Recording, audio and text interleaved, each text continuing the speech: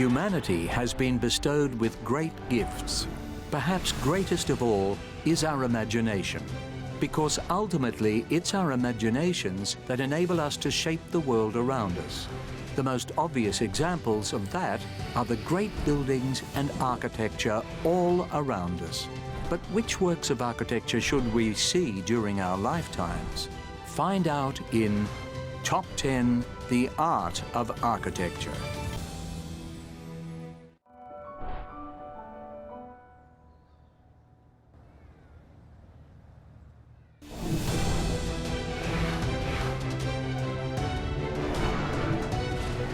Hyde Park, London, UK.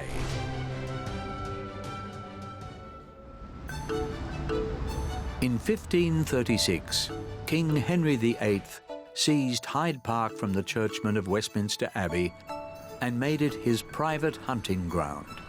The king and his court would thunder across the park in pursuit of deer and wild boar.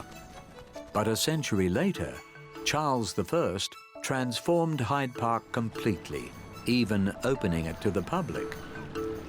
Hyde Park is now one of 5 royal parks in London, part of an almost unbroken green belt from Kensington Gardens to the west to Green Park and St James Park to the east.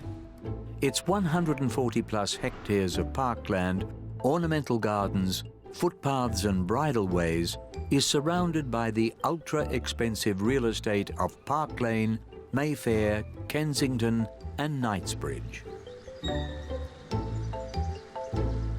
Its centrepiece, the Serpentine, is an artificial lake created in the 1730s by royal bequest.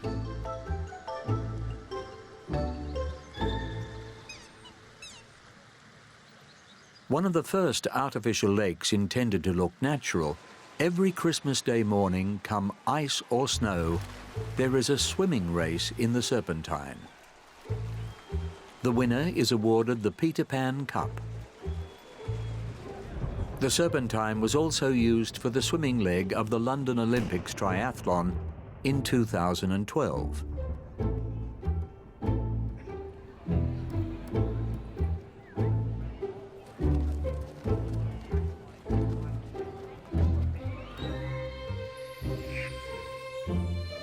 The grand entrance to the park, also called the Apsley Gate, was designed in the 1820s by one Decimus Burton.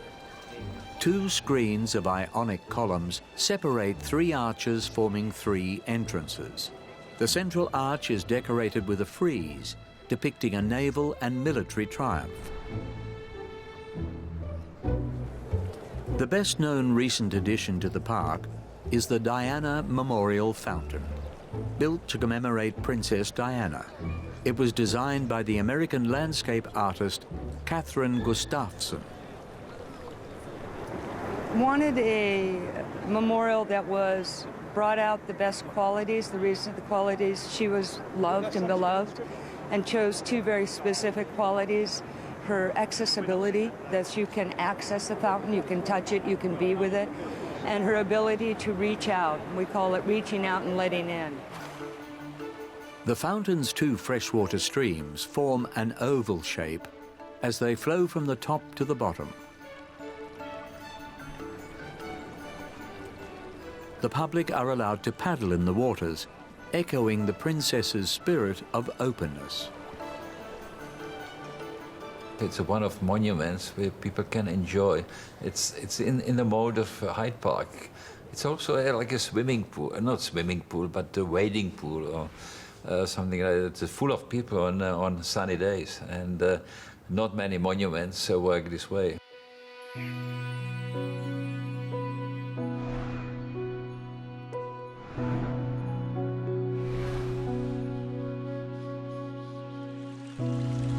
One permanent feature of the park is Speaker's Corner, where soapbox speakers, political enthusiasts, and religious evangelists all have their say.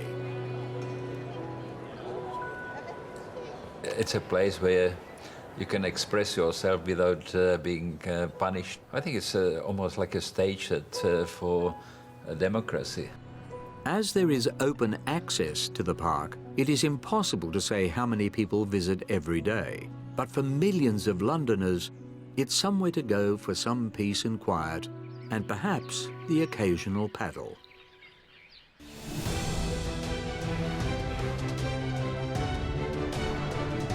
Keukenhof, Lies, Netherlands.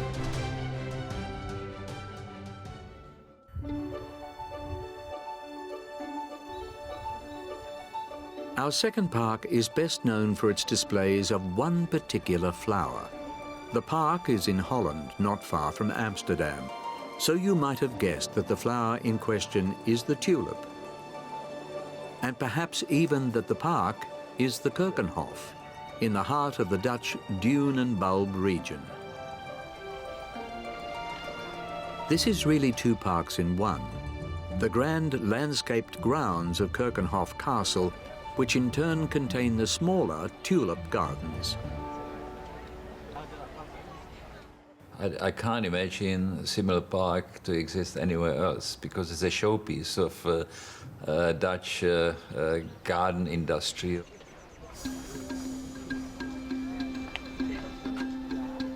Keukenhof is Dutch for kitchen garden and dates back to the 15th century when it was both royal hunting ground and source of kitchen herbs for Countess Jacqueline of Hainault.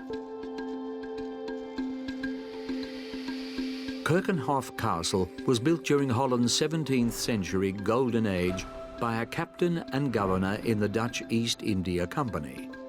Due to his wealth, the estate grew to an area more than 200 hectares. After the Golden Age, the manor house and grounds declined until their rescue by a rich noble family from The Hague. In 1857, the Baron and Baroness van Pallandt invited landscape architects Jan David Zoker and his son Louis Paul Zoker to redesign the castle gardens in the English landscape style. Thus, Keukenhof was filled once more with sculptures and paintings.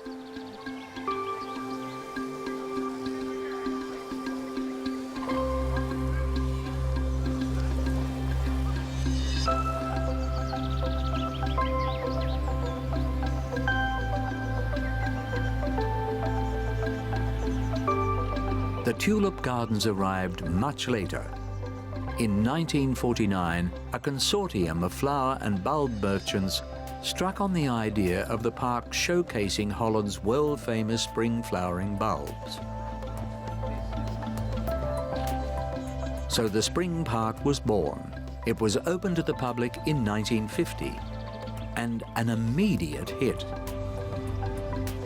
Over 230,000 visitors came to wonder at the sea of tulips in the first year alone.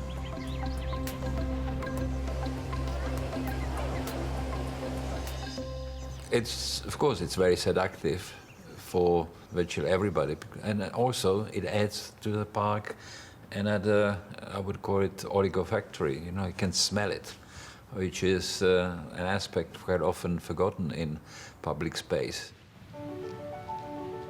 Every year, over 7 million tulip bulbs from 800 different varieties are grown at Keukenhof, and seeing them all in bloom is an experience enjoyed by over 1 million visitors every year, all during a few weeks in the spring.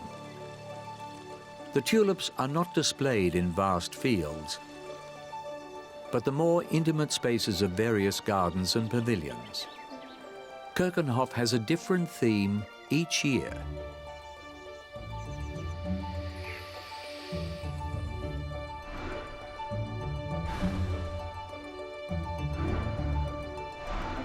Keukenhof Castle, complete with its typical Dutch towers, although these were a later addition, is now a hotel and open all year round. But if you want to see the tulip gardens, these are only open during springtime, from late March to mid-May. But as with all tulips from Amsterdam, the Keukenhof bulbs are at their very best in April.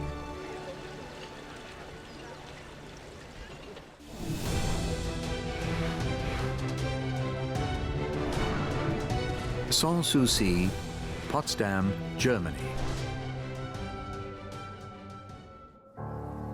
While parks can be locations for fine buildings and gardens, and a much-needed breath of fresh air for city dwellers, some began life with a more down-to-earth purpose. In 1744, when Frederick the Great of Prussia was looking for somewhere to grow his vines, he chose a plot of land on the outskirts of Potsdam, capital of the Brandenburg province.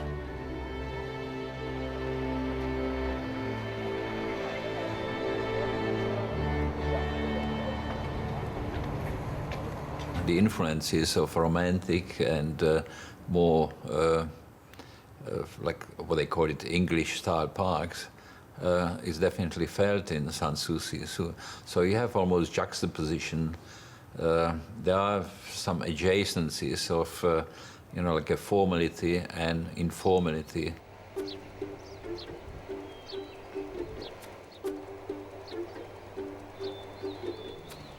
Frederick had the terraced gardens of the Sanssouci Park designed for exactly this reason. The king was so fond of the gardens, he decided to build his summer residence above the 6 terraces. And in 1747, Sanssouci Palace was complete. The interiors of this one-story building with its central cupola are noticeable for a distinctive style of Baroque grandeur, which began to be described as Frederican Rococo. The palace is an expression of the king's great love for his Prussian Arcadia, which became his sanctuary in times of difficulty, a place to feel at one with nature even. The garden is really impressive and huge, and the building is actually pretty small, okay? So the idea of interconnecting with the elements, you know, but also dominating them, not just letting them be the way they want, but just making them to be the way you want them to be.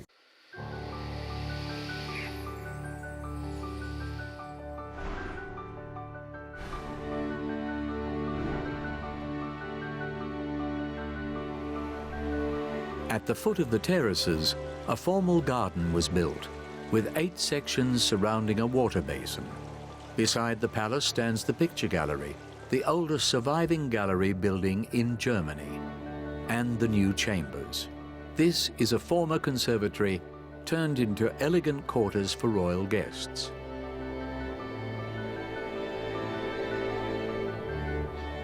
I think it was connected with the privilege to travel as well, because the normal person obviously couldn't travel, and when they visited other countries, they just tried to bring a little bit of that echo in there. So you have Chinese pagodas, you have minarets, you have various aspects which were strange to the culture, but it was like a curiosities.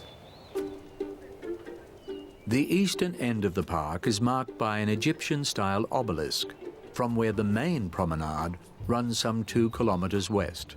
Cutting through the original game preserve, it ends with the new palace. The new palace, more impressive than the modest Sanssouci Palace, was built as a celebration of Prussia's success in the 7 Years' War. Frederick wanted the palace to speak to the world of the glory and power of the Prussian kingdom. According to most historians, Frederick was a man of simple pleasures. The name Sanssouci means without a care. His last wish was to be buried at Sanssouci by his beloved vineyard. His grave is located on the highest terrace.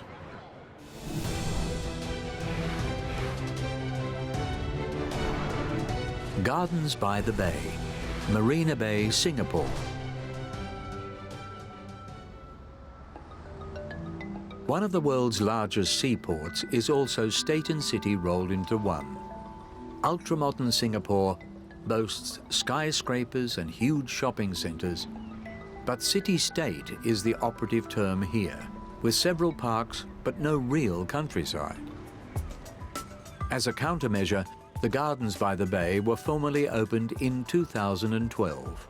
The House of Flowers within is the world's biggest greenhouse with no internal supports. Unlike a European heated greenhouse, The air in this one is actually cooled by between 15 and 16 degrees Celsius. Another unique feature is how the building utilizes the natural resource of rainwater. The surreal-looking super trees are joined by a bridge. The bridge comes with quite the view for anyone not scared of heights. The walkway is 22 meters above the ground. A garden is a themed park. Nothing natural about a garden, everything is man-made, brought in, and cultivated. But in addition, it is focusing the public's recreational intent. In this particular themed park in a garden, you focus on the plants. Super trees also provide electricity for the whole complex via special solar panels. Their trunks also serve as vertical gardens, studded with flowers, bushes, and other plants.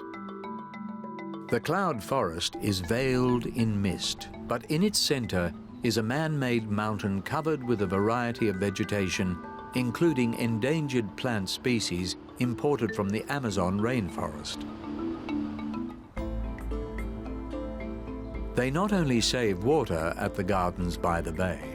Approximately 30% of its energy comes from solar panels, making it even more eco-friendly. This environmental consciousness came with a price tag. Building of this futuristic complex took 5 years and cost just over $1 billion. But this was an investment with a greater purpose. Whatever its commercial applications, Gardens by the Bay is an ecological project intended to deepen our knowledge of and respect for the Earth's unique and irreplaceable natural beauty. Gardens by the Bay is the latest realization of our city in a garden vision. We set aside so much prime land in the heart of the new downtown for Gardens by the Bay.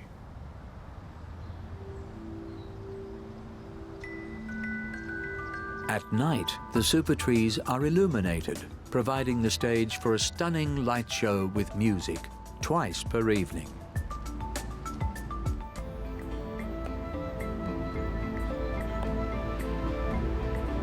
You won't find a real jungle in Singapore anymore, only artificial replicas in hotel foyers and shopping centre atriums. And of most significance, in the Gardens by the Bay, an amazing belt of green gardens along the shores of Singapore.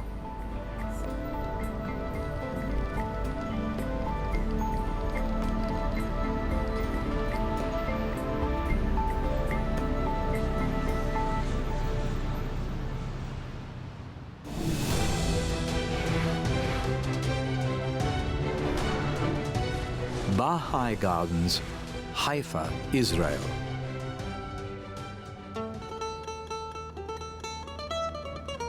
The terraced Baha'i Faith Gardens unfold around the Baha'istic shrine on Mount Carmel in the port town of Haifa in Israel. The Baha'istic shrine and gardens are frequently visited tourist attractions in Haifa.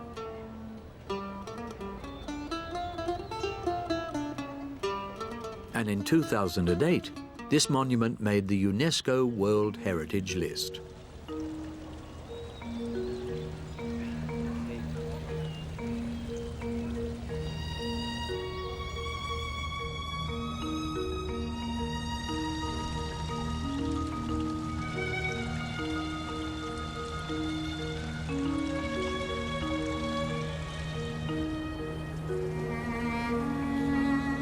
The gardens offer a breathtaking view of the whole city from a place of tranquility. Little, if any, sounds of the city reach as far as the Baha'i Gardens.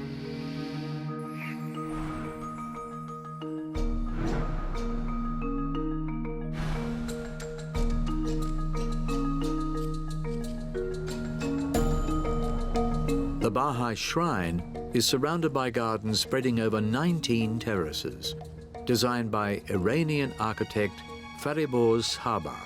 Building began in 1987, the highest terrace opening to the public 11 years later, with all works completed in 2001. The most important aspect of the direction of the design is to create spiritual gardens, because it's not, it was not our aim to just have some beautiful gardens.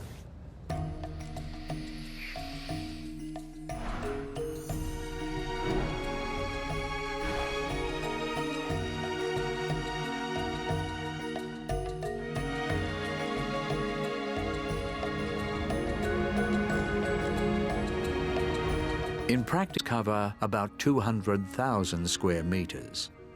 They incorporate features of the Persian gardens of Shiraz, the gardens of Nishat Bagh in Kashmir, India, and a classic English park.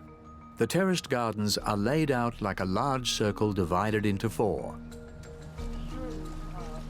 Near the shrine can be found other unique buildings, such as the Institute for Development and Protection of the Baha'i Community, and the seat of the 9 members of the Baha'i High Council.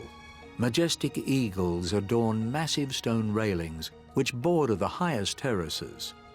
The beauty of the shrine, its neatly arranged gardens and paths, sprinkled with white gravel, are admired by multitudes of tourists and believers. All are welcome in the gardens of the Baha'i faith.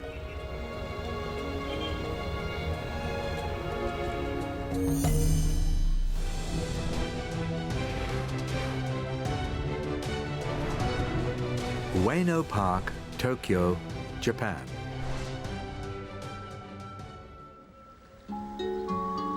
Gardens have a distinguished tradition in Japan, going back more than 1,400 years. Gardens are an attempt to capture the spirit of nature in settings tranquil enough to tempt even deities into descending to earth to live among mortals. There are countless ways in which this aim has been expressed in Japan, from tiny bonsai window boxes to minimalist Zen gardens to the historic gardens of the imperial dynasties. Covering an area just over 50 hectares, the former imperial gardens of Ueno Park in northern Tokyo are modest in comparison to others, but they pack a lot into that small space. The park, one of the first established in Japan, was founded in 1873 on territory formerly owned by the Kannaji Buddhist temple. These lands were eventually donated by the Imperial Household Ministry to the city of Tokyo. The park's official name is Ueno Onshi Kon. Onshi means imperial gift. When you really go there, when the cherries are blooming and it's completely flooded by people. Flooded by people, but also thronged with some 8,800 trees.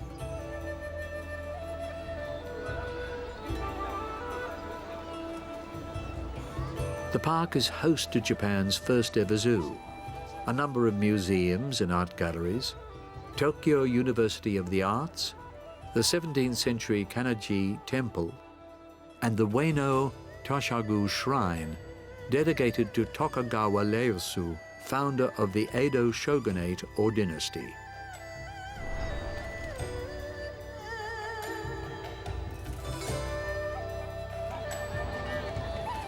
Every year, works of art created by students of the University of the Arts are exhibited throughout the grounds. They blend in with the scenery and also add to the park's rare cultural pedigree. In springtime, the effect is quite uplifting.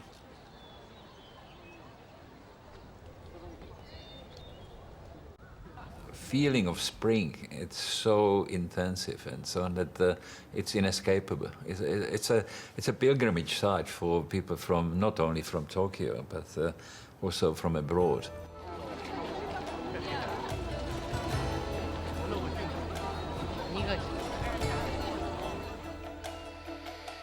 Despite the presence of its many prestigious institutions, Due to careful planning and landscaping, the park is a riot of colour throughout the year.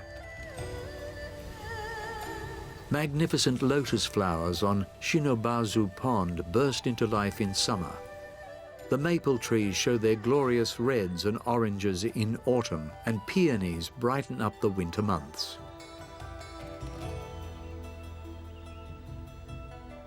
As well as lotus flowers, in winter, Shinobazu Pond hosts ducks and other migratory birds from far away as Siberia and Alaska. A good garden, especially the Japanese gardens, can take ages, can take generations to be completely fulfilled somehow. And even when they are on their perfect moment, the trees are going to start dying, etc. So it's an endless attempt that you can never win.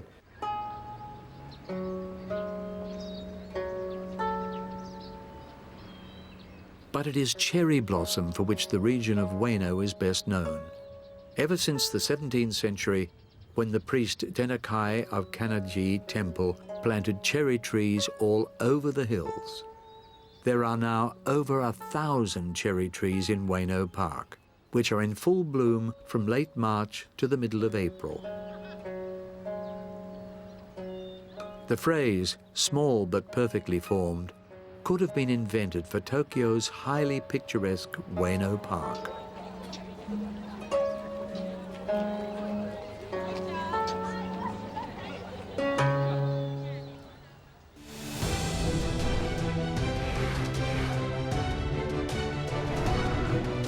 Park Güell, Barcelona, Spain.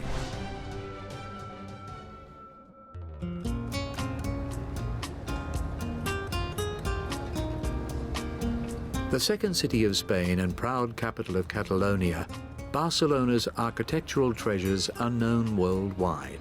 Yet one of the most intriguing jewels in the city's architectural crown is not a building at all, but a park, Park Güell.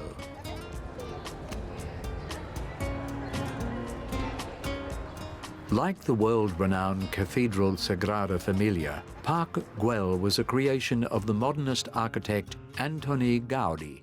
It was commissioned by Gaudí's friend, entrepreneur Eusebi Güell, in the year 1900.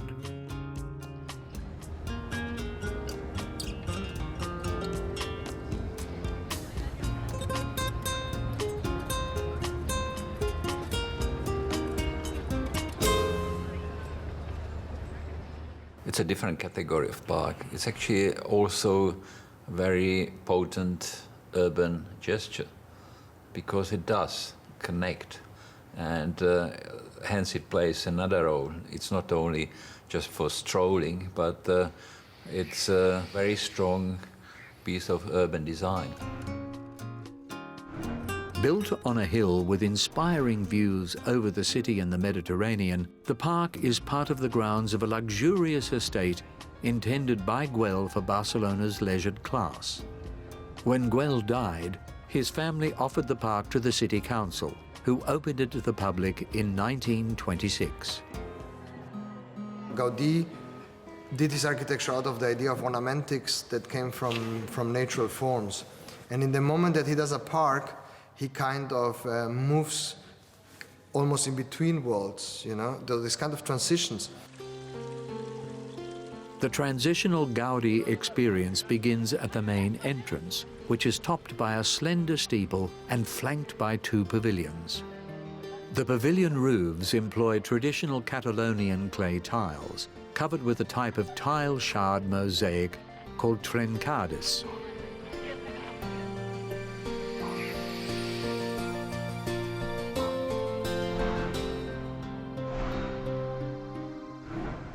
And also that the park, of course, builds on very good knowledge of human behavior. Because, for example, the serpentine bench, it's something which we should repeat more often.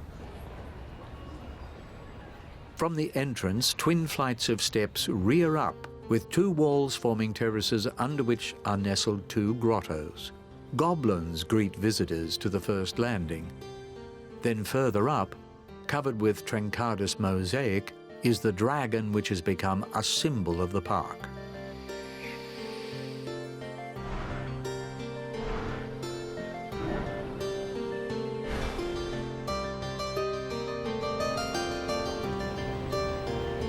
The steps lead up to the hypostyle room, a vast church-like building adorned with 86 striated Doric columns. These are not standard classical columns, however, appearing almost to ripple in typical Gaudi fashion.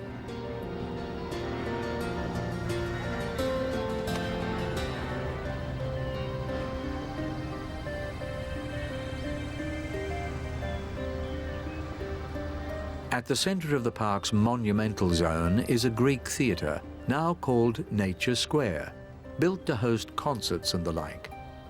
Gaudi usually followed the land's natural contours, but this square was partly dug into the hillside.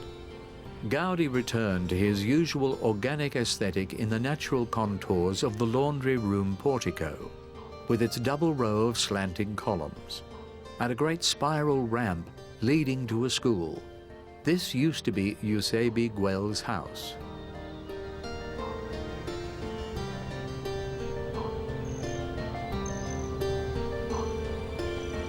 Gaudi lived on the estate. His house became a museum in 1963. Gaudi also designed 3 viaducts to lead people from the entrance to higher parts of the estate. They are supported by sloping columns made from giant stones hewn from the park grounds. There's so much to see at Park Güell that a visit is truly worth a whole day, and its beautiful gardens complete this archetypal Barcelona experience.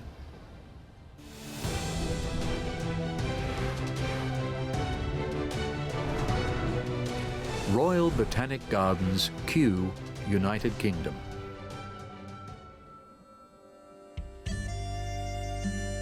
The British are a nation of gardeners.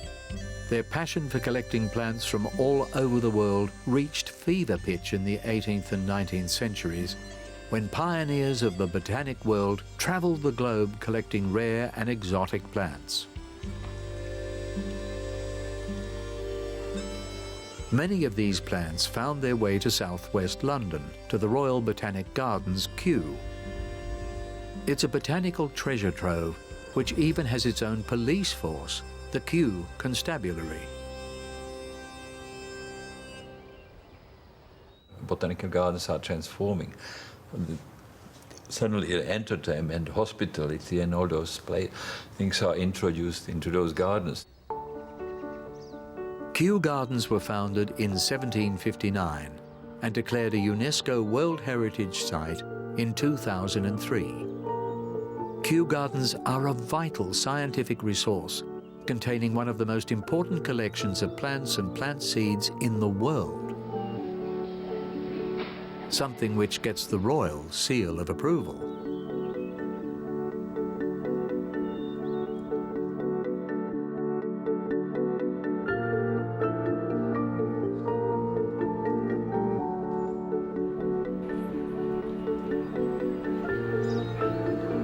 The gardens were originally laid out by groundbreaking landscape gardener Capability Brown. The buildings designed by top architects of the day, including the Scottish and Swedish Sir William Chambers.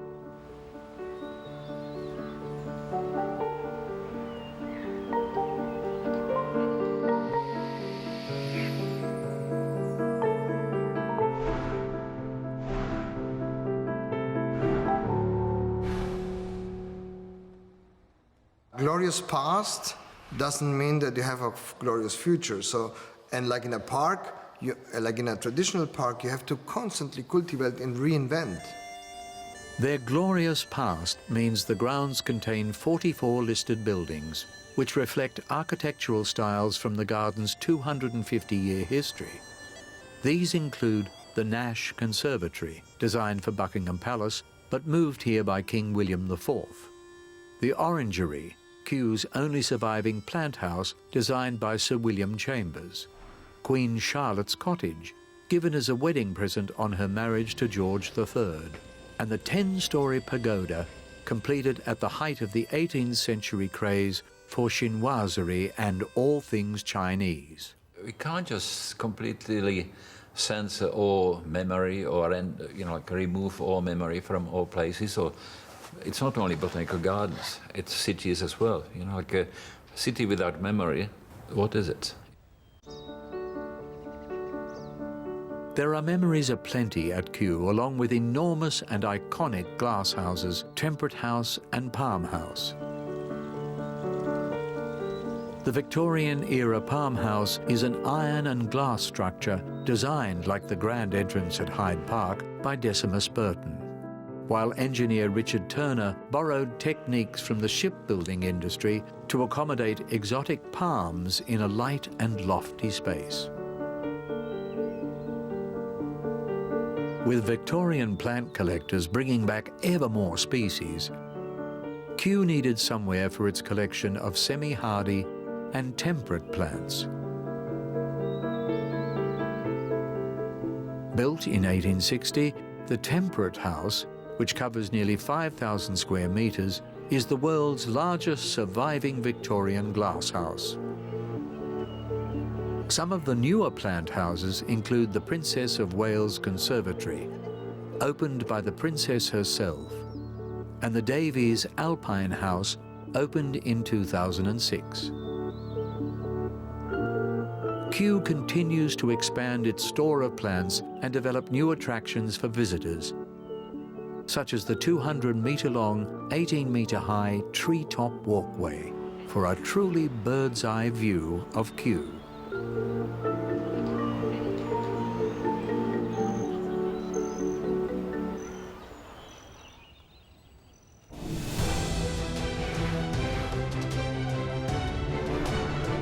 The Gardens of Versailles, Paris, France.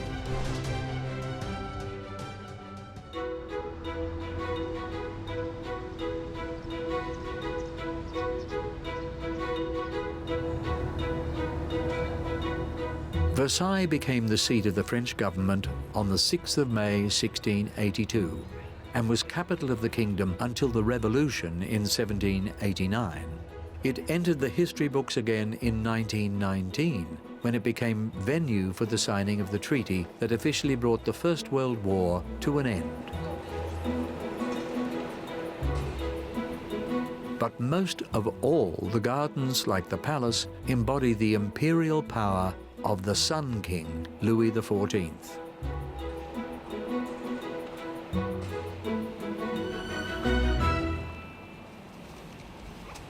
And it's also a demonstration of power or control of nature. So the king can not only control his subjects, but it can also control the nature.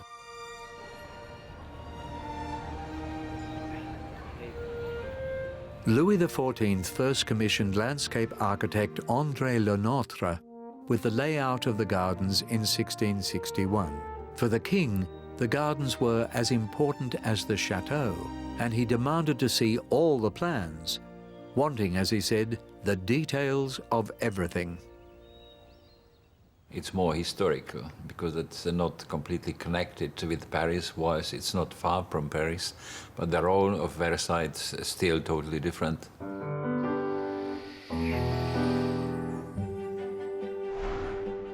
The gardens took shape at the same time as the chateau, and the work took 40 years.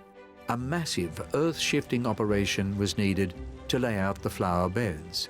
The orangerie, with its long vaulted gallery, the fountains and canal. Trees were transported by cart from all across France, and it took thousands of workers and soldiers to complete the construction.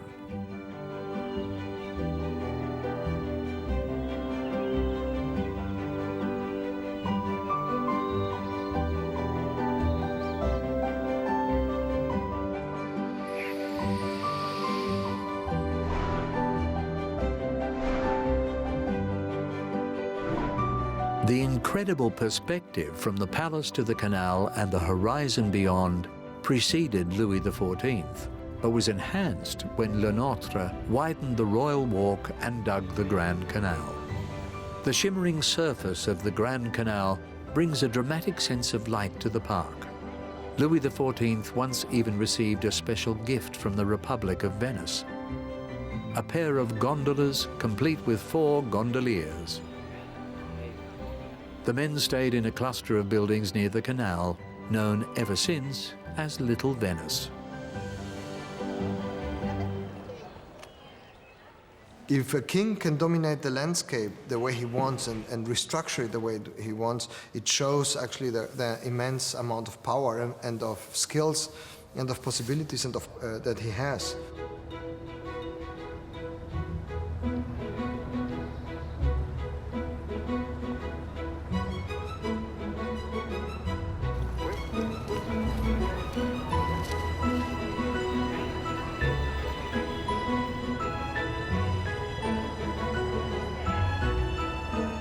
The 2 rectangular pools of the water parterre are decorated with 4 reclining statues symbolizing the great rivers of France. Beyond the canal, the gardens are crisscrossed by a network of walkways laid out in a geometric pattern. The Royal Walk, also known as the Green Carpet because of its fine lawn, is over 300 meters long and 40 meters wide, and lined with 12 pairs of symmetrical statues and vases.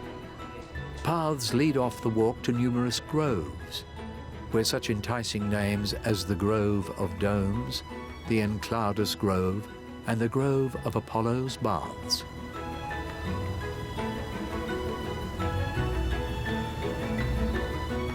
Mild catastrophe struck Versailles Gardens in 1999 in the shape of a devastating storm. After the storm, gradual replanting gathered pace so much that today the park looks much as it would have done originally. Once more, visitors to Versailles can get a taste of more than 300 years of French history.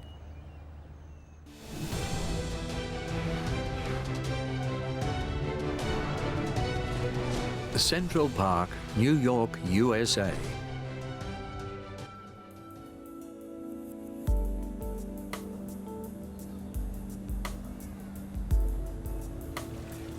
Constantly turning up in movies and on TV, New York's Central Park is familiar to people world over. They recognize its lakes, woods and lawns, and its jogger-filled tracks, all overlooked by the towering buildings of Manhattan's Upper East Side and Upper West Side.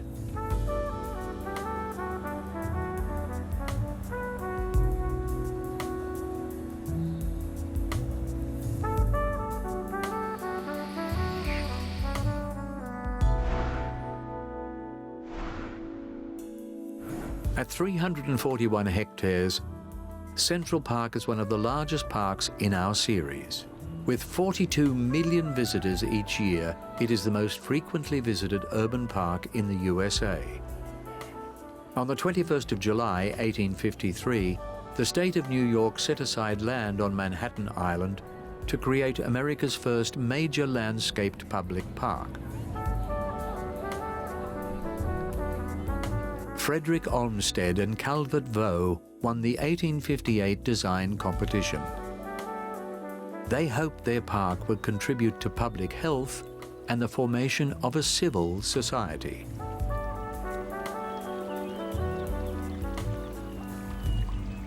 Because it was like, forecasting what New York might happen, how it might evolve in, say, 100 years or so. Olmsted and Vaux wanted an environment where visitors could appreciate the wonders of nature. Lakes and streams account for almost 20% of its total area. From the wildlife habitat of Harlem Mere in the north to the lake in Mid-Park, designed for summer boating and winter skating, to the tranquil and naturalistic pond in the south.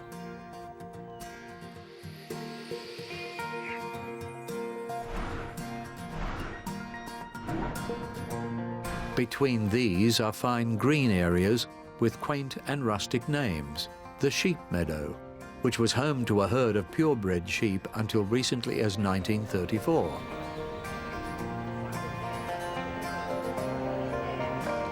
But which has some of the best views of Manhattan. and the Shakespeare Garden, laid out like an English country garden in honour of the Bard. It's truly an oasis of calm in the Big Apple. You have all those things. You have condensation, compression, and then you have this kind of big expanse of park where you are allowed to do nothing, which it's quite rare in New York, because everybody in New York does something.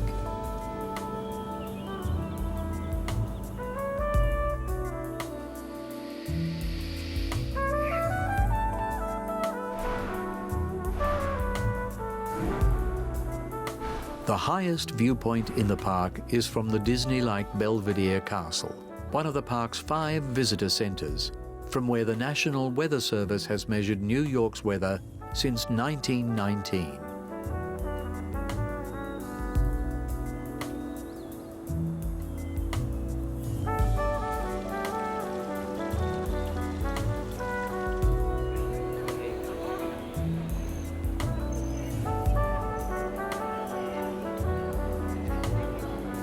The 21-metre obelisk is actually 3,500 years old and was sent by Egypt as a gift in 1880. It is one of a pair. The other is in London. Like New York, Central Park takes its influences from all over the world.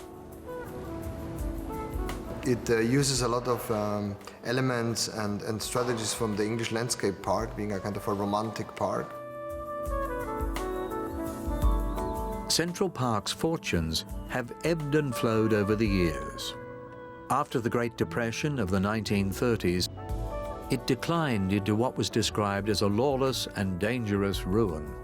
But since 1980, over $800 million have been pumped into the park's restoration, and today it is as vibrant and popular as ever. Even more reason to visit in person, as well as via the wonders of film and television.